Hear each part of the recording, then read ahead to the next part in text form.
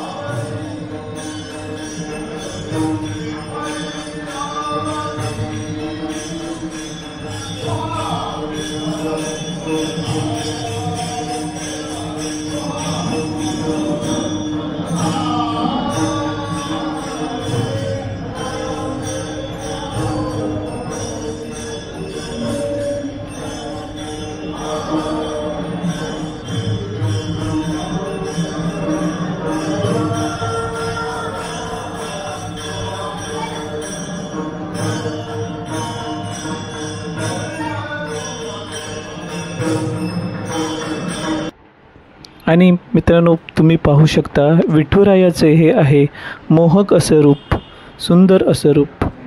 मित्रांनो, यापूर्वीही मी तुम्हाला मंदिराचा नजारा दाखवला आहे, पण मित्रांनो, आपण जितके वेळ बघू विठुरायाचं रूप बघू तितके वेळेला आपल्याला ते नवे नवेसे भासत असतं. मित्रांनो, विठुरायाच्या रूपाने, या पंढरीच्या पांडुरंगाच्या रूपाने साऱ्या संतापासून आत्तापर्यंत अगदी गरीब लोकांपर्यंत सर्वांना भुरळ का घातली होती ते आपल्याला या मूर्तीकडे पाहून समजतं. अतिशय सोज्वळ असं रूप, अगदी मनाला भिडवणारं असं हे रूप, विठुरायाचं रूप, साऱ्या भक्ताच्या काळजात घुसणारं असं हे रूप. त्यामुळे अगदी सर्वसामान्य लोकांपासून ते संतांपर्यंत सर्वांना विठुरायाच्या रूपाने भुरळ घातली होती.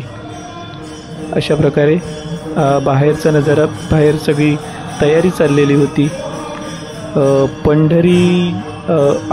आळंदीला जाण्यासाठी ही तयारी चाललेली आहे. लोकांनी आपले सामान, जे लोक पायी जाणार आहेत त्यांचे सामान बाजूला टेम्पोमध्ये भरून ठेवलेलं होतं. अतिशय सुंदर अशा वातावरणात, नयनरम्य अशा वातावरणात येथील हा अतिशय धार्मिक असं नजारा आहे. आपण पाहू शकता आजूबाजूचा परिसर, विविध रोषणाईने सजवलेला असा हा परिसर, रंगसंगतीने रंगवलेला असा हा परिसर सुंदररित्या मंदिराच्या बाहेरचा हा नजारा आहे. सुंदर असा नजारा. बाजूला आता ट्रक उभे आहेत, ते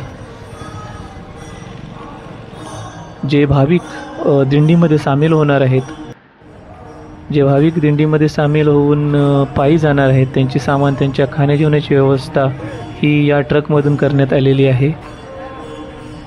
मित्रांनो, या दिंडीमध्ये सामील होणारे लोक आहेत ती पाहिली तर साधारणतः जास्तीत जास्त मोठ्या प्रमाणात ही 50 ते 60 वर्षाच्या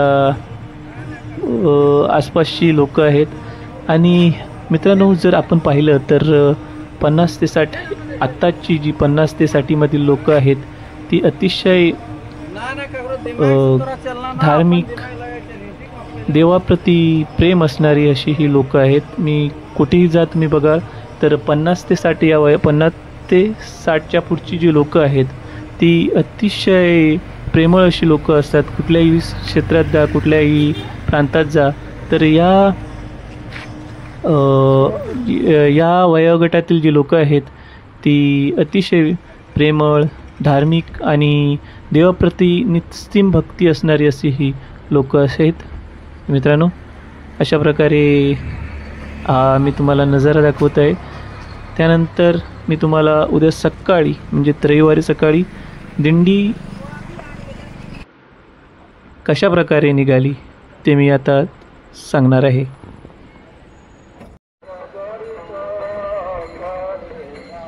मित्रांनो, आज आहे रविवार सकाळची दिवस, 17 नोव्हेंबरची दिवस. अशा प्रकारे ही दिंडी आळंदीकडे निघाली. आपण पाहू शकता अतिशय भक्तिपूर्ण वातावरणात हातात ध्वज घेऊन, पताका घेऊन ही दिंडी, स्त्रिया तसेच पुरुष अतिशय भक्तिभावाने ही दिंडी आता आळंदीकडे निघाली आहे. तुमच्यासाठी खासशी पेशकश आहे. आळंदीमध्ये निघालेल्या या दिंडीची तुमच्यासाठी खास झलक आहे. आता ही दिंडी येथील मंदिरात थांबून, नांदाई माता मंदिर आहे तिथे थांबून नंतर ती आळंदीसाठी जाण्यासाठी मार्गस्थ होणार आहे. तर या दिंडीची खास तुमच्यासाठी झलक.